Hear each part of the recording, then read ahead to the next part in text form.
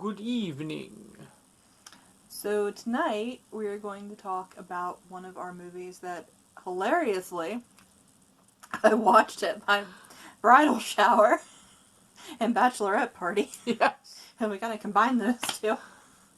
It is about the killer, Mick Taylor. And that would be the film Wolf Creek. The very first film. There's been, of course, TV series and the sequel, and they're talking about doing another movie. But we're talking about the one in 2005, the very first film. By Greg McLean, and it was based in Australia.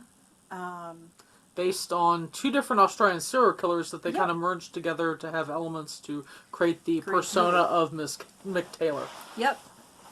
I enjoy this film series, but specifically this film, I always laugh because when I was living in this townhouse community, there was a little boy who loved horror films in the neighborhood. And his mom used to tell me to take him to go see movies because she didn't want to watch them most of the time. Or it was like during the day, during the summer, and I worked from home then, but I could take time to do things. So she'd be like, well, take Boo to the theater, get him out of my hair, he's been talking about this movie, and then I don't have to worry about it. So he decided he wanted to go see Wolf Creek, and I'm like, okay, horror film, whatever. And she didn't really have a thing against him watching rated R movies or whatever. But the funny part is, of course, is that Wolf Creek is really one of the more extreme films. I didn't know that at the time. Wolf Creek, and you don't get it until, Mick Taylor picks up one of the young road trippers and takes him back. Yeah. So it was one of those things where, here's me taking a 12-year-old to Wolf Creek, and I didn't know. My head on a stick. So when we got out of the theater and I went back to talk to his mom, I'm like, I didn't know this movie was this insane, so if he has nightmares or anything, or he asks you any questions, I didn't know. And she's like, I didn't know either. He was just talking about wanting to go see it really bad. I'm like, oh my God. Well, he got to see it. Yeah, complete with humans chained up at Mick and Taylor's some sexual things and all this stuff. That was probably very awkward. I hit his eyes at certain points. Yeah. So, this one it's one of our more extreme movies. At least the first one is. The second one's a bit People more don't comedy. talk about the first film in terms of, extreme horror very often, which I find interesting, because it actually, it could be in line with Hostel and so on and so forth. Yeah. It's pretty graphic. It's graphic, and there are scenes that actually they're palpable. You can actually feel a little bit of fear and just apprehension.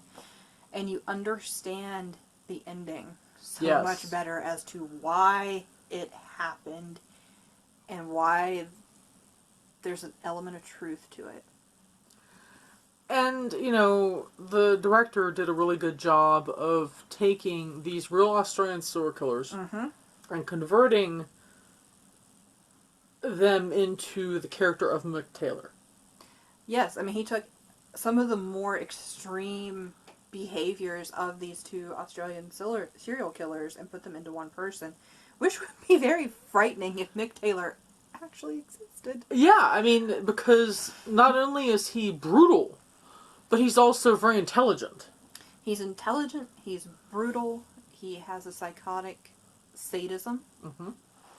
And then he has a sense of humor.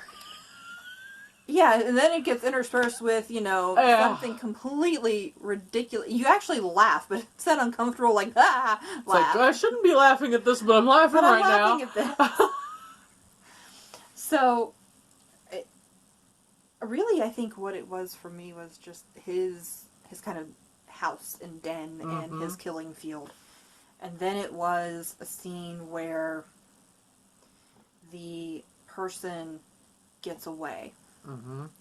And he's trying to find asylum and run across the Australian outback and bush. Which would be a horrific nightmare in and of itself. Yeah. But he was almost thankful to be in the middle of that desolation than what he just ran from. But he was being followed. Yeah.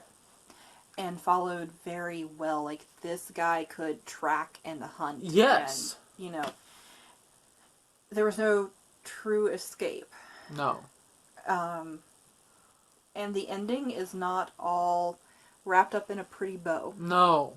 So that's what sticks and makes it, I think, a good movie. The other thing is, and the name of the actor who plays Mick Taylor is escaping me at the moment, because I get brain farts. But what is funny is that prior to the Wolf Creek film, he was actually known for hosting a gardening TV show. It's John Jarrett. Yes. He was known for hosting this Australian gardening TV show. And nobody really knew that he had, acting prowess and all this other stuff. And so when they saw him on screen as this, voracious serial killer, it was like, what? Imagine watching that gardening show afterwards. I'd be like, all right, are you going to, show, a dead body as you uncover that plant? Yeah. Could you, which a character of Mick Taylor probably would have. Yeah, there have been heads buried along next to the rutabagas or whatever. Yeah. Well, that's a random vegetable. You don't think of very often, rutabaga. So, definitely, watch Wolf Creek. I mean... It's a solid addition to the serial killer genre of horror films.